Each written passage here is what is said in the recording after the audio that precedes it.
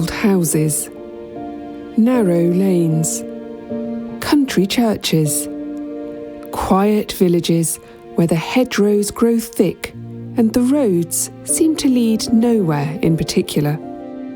These are the kinds of places where ghost stories like to settle. And for many of us, these places first entered our lives not through visits or investigations, but through books. Pages filled with photographs, illustrations, and half-whispered suggestions that the ordinary world might not be as solid as it seems. When I was a child, one of those books was all about ghosts, published by Usborne in 1977. It was always out of the school library, its pages warning and inviting in equal measure. And among its most striking features was a double-page spread devoted to a small village in Kent, a place described as the village with a dozen ghosts and a reputation for being particularly haunted. That village was Pluckley. Long before I ever set foot here, I felt as though I already knew it. The names of its ghosts, the places they haunted, their tragic ends. And when I finally visited Pluckley last month, I brought that book with me and used it as a guide.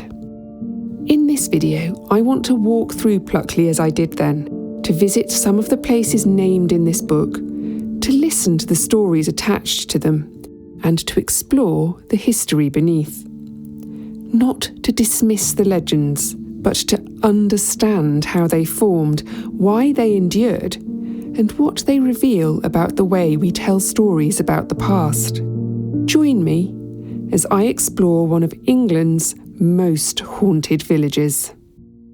Pluckley lies between Ashford and Maidstone on the edge of the North Downs, surrounded by rolling fields, orchards and woodland. On the surface, it is a perfectly ordinary English village, and yet, for decades, it has carried an extraordinary reputation. At various times, Pluckley has been said to host anything from 10 to 16 ghosts, earning it a mention in the 1989 Guinness Book of Records, and a steady stream of visitors, journalists, and investigators. The question is not whether these ghost stories are true, but how and why they came to be told in the first place. Our walk begins, as so many village stories do, at the church. St Nicholas's Church stands at the top of Pluckley, looking down over the surrounding lanes. There has been a church on this site since the late 11th century, though the present building dates largely to the 13th and 14th centuries. As I've mentioned in previous videos, churches are natural focal points for ghost stories. They are places of burial, remembrance, and ritual, where generations pass through, leaving their traces behind. Pluckley's most famous church-related apparition is the Red Lady, said to be the ghost of the beautiful Lady Deering, who died in the 12th century, at least according to some of the books. Others are less specific, simply stating that it was several hundred years ago that Lady Deering's grieving husband buried her in several lead-lined coffins, a red rose clasped in her hands. She walks the churchyard at night, her long red gown passing through gravestones as she glides past. A mysterious female voice whispers inside the building, and unexplained lights flicker in the stained glass window by the Deering Chapel. One heartbreaking theory is that she is searching for her dead child, who couldn't be buried in the Deering family vault because it wasn't baptised. More recently, the Red Lady has been joined in the churchyard by the White Lady of Deering, who used to haunt Surrendon Deering, a manor house which was badly damaged by fire in 1952 and subsequently demolished. Whilst some reports have her still appearing at the site of her old home, she is now more frequently seen at the church, perhaps because of its connection with the Deering family. It's here at St Nicholas that, in the mid-20th century, some of the earliest recorded attempts to investigate Pluckley's ghosts took place. The central figure in this process was Frederick Sanders, a local man with a deep interest in history, folklore, and the paranormal. In 1939, Sanders carried out a midnight vigil at the church, where he reported seeing emanations of light coming from the stonework surrounding the Deering Chapel door. He also claimed to have heard sudden knocking sounds, some of which seemed to come from far below ground. 20 years later, Sanders led a ghost hunting party at the church with the aim of laying the Red Lady's spirit. During this investigation, ghostly footfalls were heard and a sudden, almost solid wall of cold, eerie air struck the group, causing one of the party, a Mrs. Harmer, to pass out. This was, Sanders said, the Red Lady moving on. Sanders' name is going to come up more than once in any proper consideration of Pluckley's ghosts.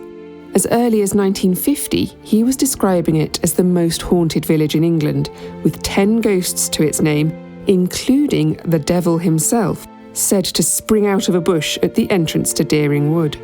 It's important to say early on that Sanders was not a sensationalist trying to create a phenomenon. He had spent a happy childhood in Pluckley and was truly interested in its history and its ghosts. His views shifted over time and he made mistakes, but in writing things down, in naming places and spirits, he helped transform private experiences into public stories. The Red Lady of Pluckley Church and the White Lady of Deering were soon picked up by writers such as Peter Underwood in A Gazetteer of British Ghosts, Anthony Hipsley Cox in Haunted Britain, and Andrew Green in Our Haunted Kingdom. From this point on, the stories were no longer confined to the village itself. And in All About Ghosts, the church is only the beginning. The book moves on, guiding me away from the church gates and the Deering ghosts and into the streets beyond, to Dicky Buss's Lane.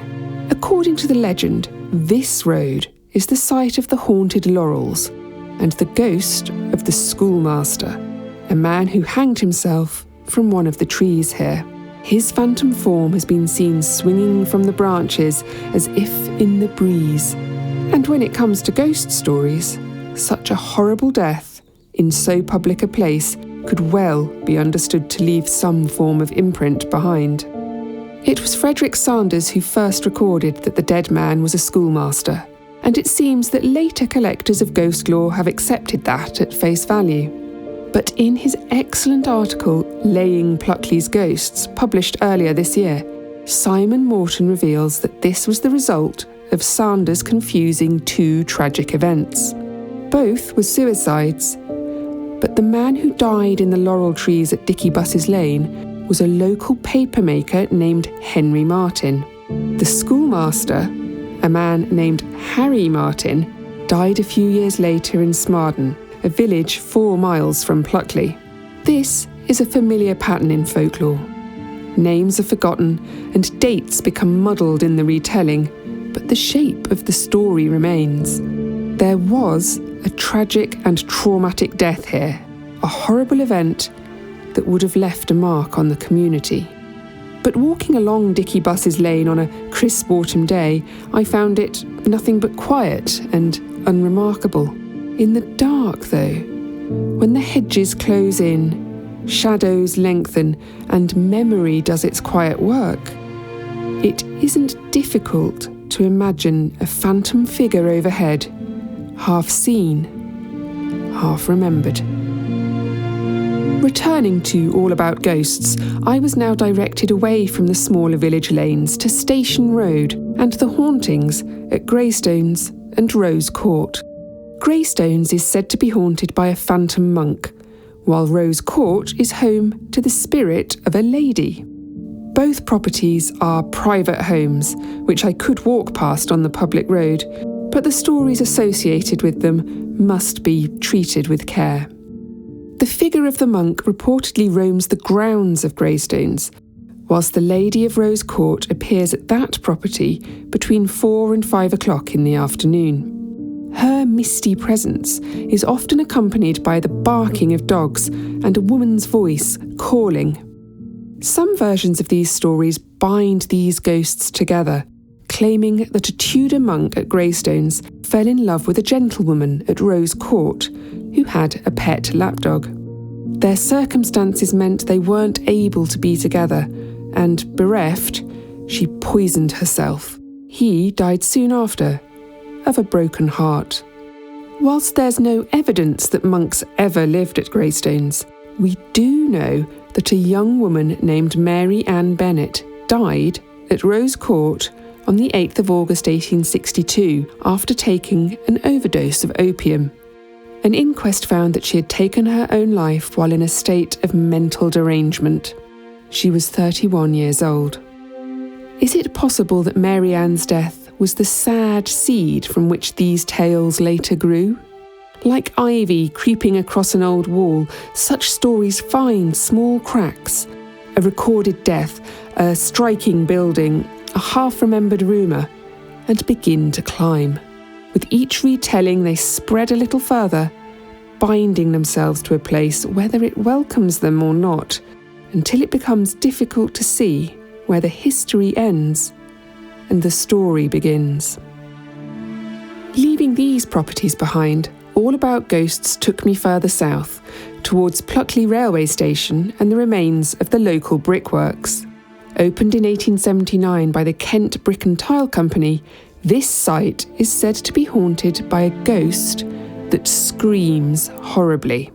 Frederick Sanders described this spectre in 1950 as the screaming man of the old clay hole near the station. Peter Underwood and Anthony Hipsley Cox, in their retellings, say the ghost is of a man who died after a fall at the Brickworks, while the Usborne guide claims the spirit was a worker smothered to death when a wall of clay fell on him. His screams are, we are told, an eerie echo of those he made when he died. Newspaper reports from 1899 tell us that on the 1st of January that year, a worker named Richard Bridgeland was digging clay from the pit when a wall fell on him and broke his neck. This is a documented death. A real man lost his life in an awful accident at his place of work. Whether the sounds people still hear now are real or imagined, the association between his violent death and a haunting feels almost inevitable. From the Brickworks, All About Ghosts led me back towards country lanes once more, along a road where people hear a phantom coach rumbling past on dark nights, and to a place that has become known as Fright Corner. Frederick Sanders referred to the spirits said to haunt this location as the two pinnock ghosts.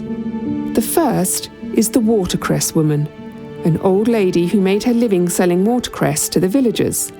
One day, tired after hours of work, she fell asleep with her lit pipe in her hand and accidentally set fire to herself. Her ghost, clad in a tattered shawl and sometimes still holding her pipe, materialises on a bridge near the crossroads where she died. The second is a highwayman who used to leap out at travellers from an old hollow oak tree. He was killed by a sword thrust into the tree by an enemy who had discovered his hiding place. A silent, slow reenactment of his grisly death can be seen on some nights. Highwaymen and their victims are familiar in folklore and legends, from a time when dangerous roads and the threat of violence gave vulnerable travellers reason to be afraid.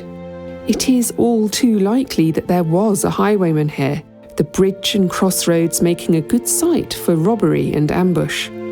But while this particular spirit will have to remain nameless, thanks to Simon Morton's article, we may know more about the Watercress woman. On the 19th of August 1911, a local newspaper reported that Sarah Sharp, an elderly watercress seller, burned to death at the side of the road between Smarden and Pluckley. Her clothing had been set alight in what was thought to have been a terrible accident caused by her smouldering pipe. All About Ghosts directed me next back towards the centre of the village, past a house called the Pinnock, which sits near the site of a ruined mill, where the form of the old miller has been seen. Some say he is searching for his lost love and only appears at full moon. Others claim that seeing his ghost means a thunderstorm is about to break. And finally, at the very northern edge of the village is an area of land which was once forested and known as Park Wood.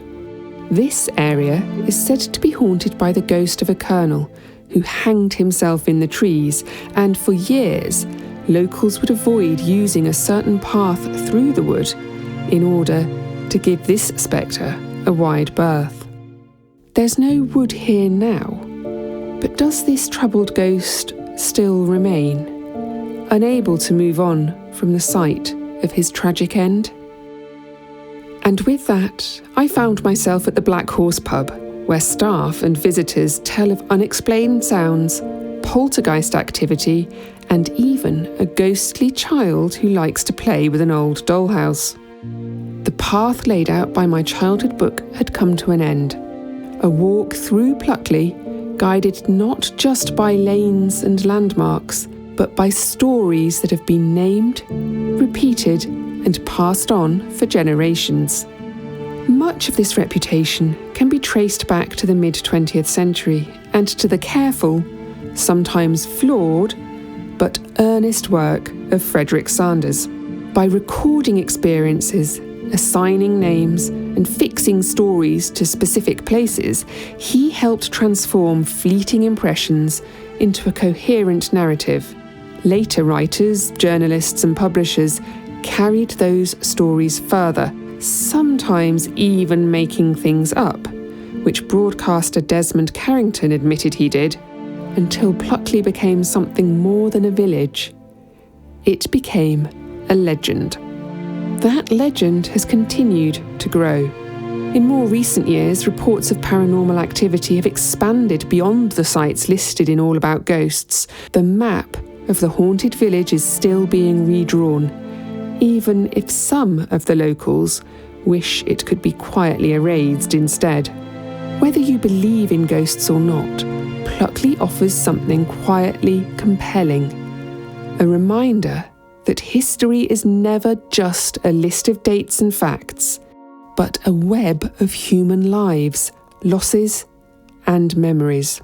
Some recorded in archives, like Henry Martin, Mary Ann Bennett, Richard Bridgeland, and Sarah Sharp. Others carried only in stories, whispered as we walk. As the year draws to a close, and we find ourselves once again in the season of stories, perhaps that is the most fitting way to think of Pluckley. Not as England's most haunted village, but as a place shaped by remembrance, where the past is never entirely silent, and where walking the lanes feels, just briefly, like stepping out of time. Pluckley shows us how stories take root, how tragedy becomes legend, and how books read in childhood can shape the way we see a place forever. Thank you for joining me on this journey through Pluckley. If you've enjoyed it, please consider liking the video, subscribing to the channel, or sharing it with someone who remembers those books, those stories, and those long dark evenings when anything seemed possible.